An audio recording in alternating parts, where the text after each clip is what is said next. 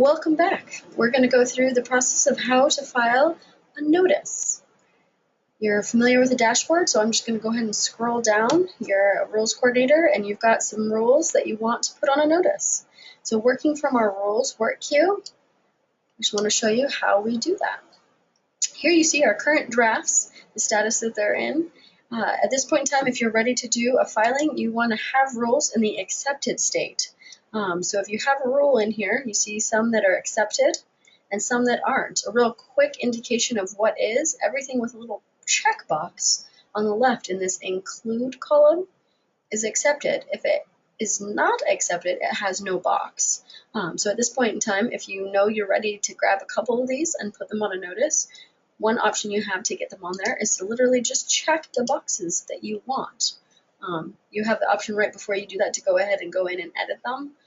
Take a double look, make sure they're the right versions, but if not, just make sure that the ones you want. If you go, oopsie, it should actually be these two, and just make sure you grab what you need. And then we're going to go up here to the top where we have a create new filing. We have a drop down and we see the three filing types: notice, permanent, and temporary. You'll notice if you're used to the old system we used to have, it used to be a hearing notice and a non-hearing notice. It's all one today. So go ahead and just grab or select notice. You'll notice we have three filing types here. You'll see notice, permanent, and temporary. In the old system, if you're familiar with it, we used to have two different ones: hearing notice and a non-hearing notice. In this system, it's just one option. So we're going to select notice and then hit the button create new filing. And here I'm just going to scroll down through it so we can see everything that you need to fill out a notice is on this one page. And I'll go into all the different categories here. The notice tends to be the one that has the most things to fill out. But just so you know, you're still in the database, and you're going to see that you're in the Notice of Proposed Rulemaking for Chapter 166. So we have a few dates. Last day of time to offer comment to an agency. We have a nice handy-dandy little calendar that you can pick out dates. It has a lot of things that are already set in here. So we're going to pick August 21, and we like comment at 5 p.m. So we're going to set it. Filing caption. Let's see.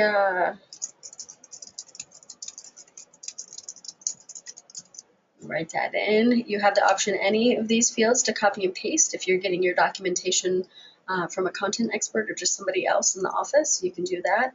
Here's where we have the hearing option. So if you aren't going to do a hearing, you just kind of keep scrolling. If you do want to add a hearing or many hearings, you're going to start with your very first one and do add hearing. Where you see throughout the database this little red exclamation point, that's fields that are required to hit submit. So in here, if you're going to have a hearing and you want one, it's got to have a few things like a date and a start time. And we don't want 4 a.m., we want 4 p.m. How about that? We've added the feature of having an end time, but it's optional. You don't see the red line. And you have your location. Full street address is required. I know you guys know your offices, but putting room 101 won't really help too much for the public. So make sure you put that full address. And then if you have additional information, you can add things like hearing room, officer name. You have the ability to put in staff you want if you don't know, or go ahead and put your actual hearings officer name in. Special instructions is a new field. This is a great place if you're one of the hearings that wants to have people log in before they come, or you're going to have a limited amount of time. Some agencies even have a part 1 and part 2 of their hearings. Maybe they need to email comments to a certain person and it's not the hearings officer. Maybe you want to tell them how to park or get to the building. Any of that information, this is the place for it. So this is your hearing. You can add as many as you want, so you can keep adding them. You can save a draft and kind of come back and think, oh, it turns out we don't really want one, and you can remove it at any time. So then moving on, rules proposed. So remember when we checked those two boxes and we added 2 rules? Well, here they are. This is where we see them. So no more do we have to type every individual number. Those drafts, so not only do we have the text now here, we have the rules listed. And say we get in here and we kind of go, oh, I realized I should have had 3, not 2, or however many. This little drop down box allows us to drop down, and it tells us again all the rules that are in the accepted status that we can add. So if we only have one like this one, we're able to add it. If none of the rules in our draft queue are accepted, then we can't. So if we know that there's a rule missing off this filing, you might have to save this and go back into your rule draft and then add that rule after putting it to accept status. So we can get to that. So rules proposed, if everything looks good, we want these 2 rules. If you don't want them, you can remove them over here. That removes them from the filing. That doesn't get rid of your draft text.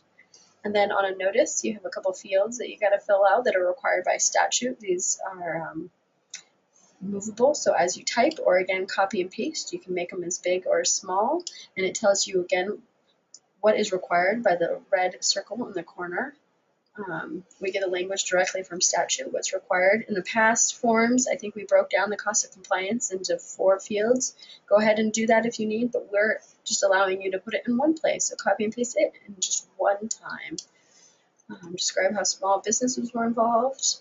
And then down here we have a radio button for wasn't a rule advisory committee consulted. And if you put yes, then you're good to go. If you put no, you are required to fill out the why not box.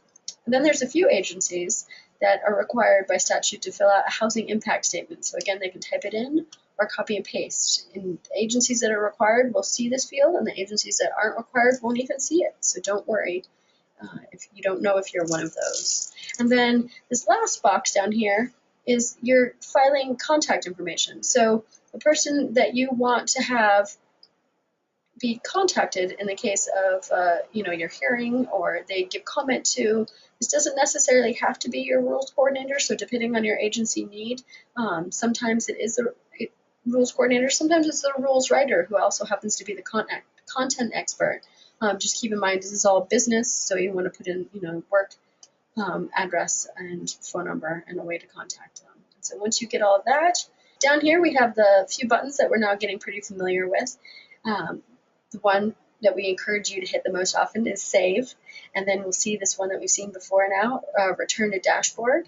Then we have save as text, and the reason it's gray now is because we haven't saved our filing. We've just been kind of glancing at it. Once you save it, it has something to draw that filing from, and you can either print from the save as text button or save down as RTF that can be opened in Word. And then this other very important button is the submit button. So once you've got all your fields in here, whether or not you've been and kept it in your filings draft queue, if everything looks good, you can copy and paste once, look it over, you can hit submit, and that goes directly to SOS and submits this notice filing. So you only want to hit that button when you're good and ready. So this is a notice.